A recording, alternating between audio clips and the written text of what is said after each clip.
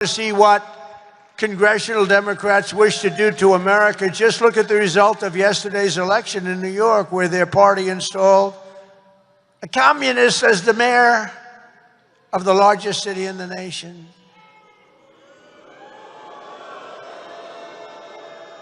Remember, I've said we will never have a socialist elected to any post in our country. I used to say that, and I was right.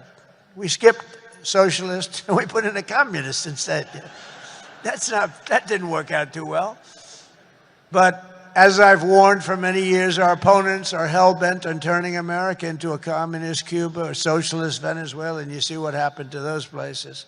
For generations, Miami has been a haven for those fleeing communist tyranny in South Africa. I mean, if you take a look at what's going on in parts of South Africa, look at South Africa, what's going on. Look at South America, what's going on. You know, I'm not going to, we have a G20 meeting in South Africa. South Africa shouldn't even be in the Gs anymore because what's happened there is bad. I'm not going. I told them I'm not going. I'm not going to represent our country there. It shouldn't be there. Take a look at what's happening in different parts of South America. Take a look at what's happening in different parts of the world. But now the Democrats are so extreme that Miami will soon be the refuge for those fleeing communism in New York City. They flee. They flee.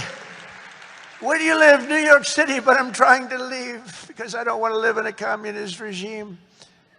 I hope it works out for New York. I love New York. I love New York. When I left New York for the White House, it was good, except we had, you know, the telltale signs of trouble because we had a guy named de Blasio. Do you ever hear of him as mayor?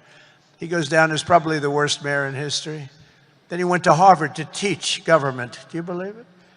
They took de Blasio and they took that mayor from Chicago, the woman, the one that gets her hair done very expensively, right? Beautiful hair. She got beautiful, luxuriant hair. And they took her, and she's teaching at Harvard. They're teaching government. And then you hear about Harvard. We're trying to work a settlement with Harvard right now for about, like, a lot of money. I won't tell you what, but you'll be reading about it pretty soon. Because what they've done to Jewish people and what they've done to others is pretty bad, I'll tell you. It's pretty bad. Going to cost them a lot of money. After last night's results, the decision facing all Americans could not be more clear. We have a choice between communism and common sense. Does that make sense to you? Common sense. It's common sense or communism.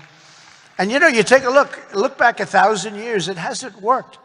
If it worked, we'd be using it, I guess, but it hasn't worked. Our opponents are offering an economic nightmare. We're delivering an economic miracle. We have delivered in 9 months, this is the biggest investment of funds in a country in history by many times.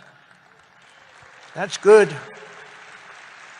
They want higher spending for government and illegal aliens. We want bigger paychecks for American workers and American families, and that's what we're delivering. You see that. They stand for crime and chaos and corruption. We stand for law and order and justice. Also strong borders. Boy, do we have strong borders. They put America last. We put America first. We put America first. And as long as I'm in the White House, the United States is not going communist in any way, shape, or form. We'll stop it. We're going to stop it. Stop this nonsense. You know, I said they were voting last night. You could have a communist or a thug. A communist, and they took the communist, you know. It's pretty amazing. We could have done a little better in terms of candidates. From day one of my administration, I've been fighting every single day to turn around the catastrophe we inherited to make America the best place on the planet Earth to do business. And that's what it is. Right now, we're the #1 place. I'm getting plants approved in 2 weeks. It used to take 20 years before they got rejected. You'd have young people start off. Their whole business was getting a certain plant accepted. 22 years later, they're ready to retire and they haven't gotten it. And then they go to a vote and they get rejected after 22. They wasted a whole life looking for an acceptance. We do it in 2 weeks. We make sure it's good. We make sure it's great and proper, environmentally sound. Takes 2 weeks. My goal is to have the best tax rates, the lowest energy cost, the lowest regulatory burden, the most advanced technology, and the fairest trade deals anywhere in the world. You know, we're leading China, we're leading everybody by a lot in AI.